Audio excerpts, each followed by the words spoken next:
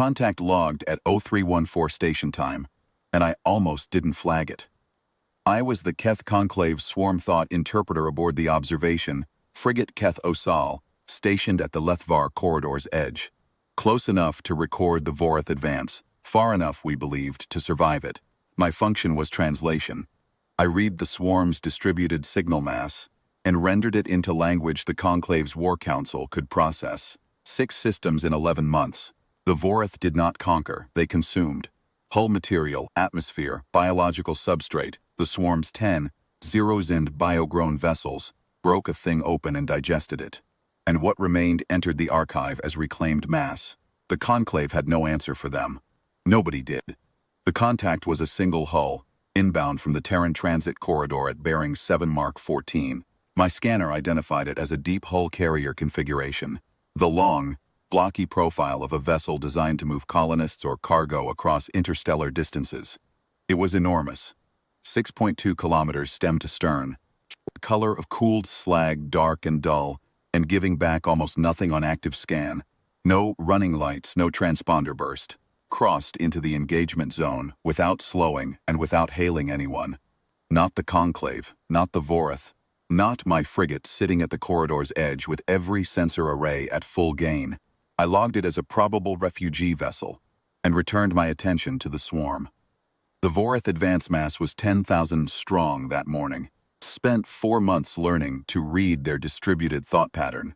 The low, cycling pulse of a hive digesting a problem. The sharp, harmonic spike when a consumption order issued. The flat carrier wave of total confidence that ran beneath everything else like a current. Still water. That confidence had not broken once in 11 months. 6 systems, 40 billion dead or assimilated. The swarm did not know doubt. They registered the Terran hull at 037. I watched the thought pattern shift. A brief, rippling assessment, the hive's distributed cognition spreading across the contact and cataloging it in under 2 seconds. The result came back flat. Carrier configuration matched nothing in the Vorreth assimilation archive that warranted priority. It was large, yes. Large meant more substrate, more mass to digest. The advance pulse of the swarm's leading 900 vessels altered bearing by 4 degrees and moved toward it. Not urgently, not as a threat response, but the way a predator angles toward an easier meal before returning to the primary hunt. I noted the vector shift. I did not yet understand what I was watching. At 031, the first 900 Vorreth vessels reached contact range with the Terran hull and initiated assimilation protocol. I had seen this 40 times. The biovessels extruded their boarding tendrils. Flexible, chemically aggressive, capable of dissolving standard alloys in under 3 minutes, and pressed them against the slag-dark hull of the carrier. The tendrils did not dissolve anything. I watched the swarm thought pattern register this. A ripple of reassessment. The hive recategorized the hull material and issued a secondary protocol. Higher pressure tendrils, greater chemical concentration, standard adaptation. The Vorreth had encountered resistant alloys before. They had adapted. They always adapted. Then the forward batteries opened. Did not have a category for what I saw. 14 discharge ports along the carrier's ventral surface lit simultaneously. Not the pale blue of standard plasma armament, not the green pulse of particle lances. A deep, sustained amber white that my scanner interpreted as gravitic shear delivery. A weapon system I had seen referenced in Conclave technical archives exactly once. In a theoretical paper written 19 years ago, that concluded the power requirements were not achievable in a mobile hull. First volley crossed the gap between the carrier and the Vorreth advance mass in 0.4 seconds. 907 biovessels ceased to exist. Not destroyed in the conventional sense, not broken or burned. The gravitic shear unraveled them. Heat. The swarm thought pattern did something I had never recorded. In 4 months of interpretation work, it stuttered. Frequency interruption in the carrier wave. Less than a second, gone before I could fully annotate it. Then the hive reorganized with a speed that was itself impressive. 9,093 pivoting, dispersing, swarm pattern shifting into a full consumption response. Every remaining hull turned toward the carrier. The thought pulse I read was something close to recognition. Not of the ship, of the category. Something that fights back. A carrier. And I was already revising my terminology in my head, because that word no longer fit. Rotated 11 degrees to its own axis without reducing speed. The dorsal surface came into my scanner's field of view, and I counted the additional battery ports as they came live. 31. I counted them twice. 31 additional discharge points along the dorsal hull, and behind them, staggered in 2 rows along the port and starboard flanks, another 26. I filed a priority signal to the Conclave War Council at 0321. I did not know what to tell them except that the vessel in the engagement zone was not a carrier. The Vorreth committed their full advance mass at 0322. 10,000 biovessels, or 9,093 of them, the remainder already gone, drove toward the Terran hull in the dispersed spherical formation the swarm used against hardened targets. In 6 systems, nothing had survived this formation. The logic was simple. Total enclosure, simultaneous assimilation contact across every surface. The substrate overwhelmed before any defensive system could cycle. It had worked against 2 conclave battle groups. It had worked against the Methari orbital platforms.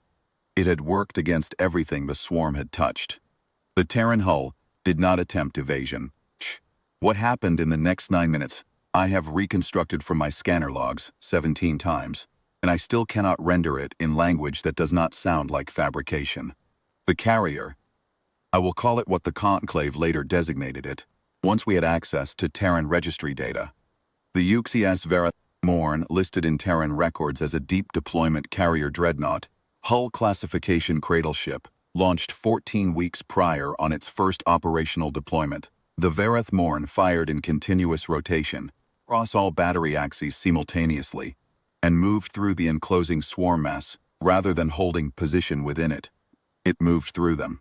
Combat speed, 6.2 kilometers of slag-dark hull, advanced into the tightening sphere of 9,093 biovessels, its batteries cycling in overlapping arcs of gravitic shear, and the Vorreth formation, designed to enclose, to overwhelm, to digest, had no protocol for a target that was also a projectile. The thought pattern I recorded during those 9 minutes is the most alien thing I have ever interpreted, and I mean that precisely. The Vorreth Swarm, which had not known doubt in 11 months of unbroken consumption, generated a signal I can only describe as recursive confusion.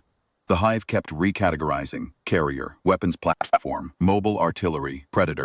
Each categorization issued an appropriate response protocol.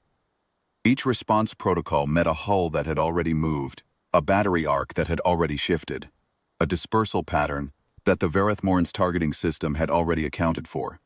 At 0328, the swarm thought carrier wave broke for the second time. This interruption lasted 11 seconds. At 0331, my scanner recorded the final discharge sequence. The Vorreth Swarm had completed its transit of the engagement zone and was decelerating on the far side, its hull unbreached, its running lights still dark, its transponder still silent. I ran the survivor count 4 times. 11. 11 Vorreth bio vessels remained of the 10,000 that had begun the engagement.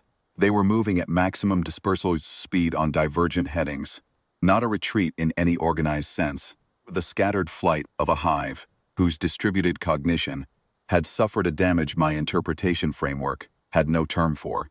The thought pattern I recorded from those 11 surviving vessels was quiet in a way the Vorreth had never been quiet in any of my 4 months of observation. Not the flat confidence of digestion, not the cycling pulse of assessment, empty.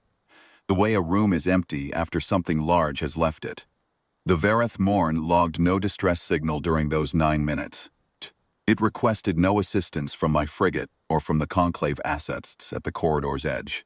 It sent no transmission to the surviving Vorreth vessels, no ultimatum, no statement.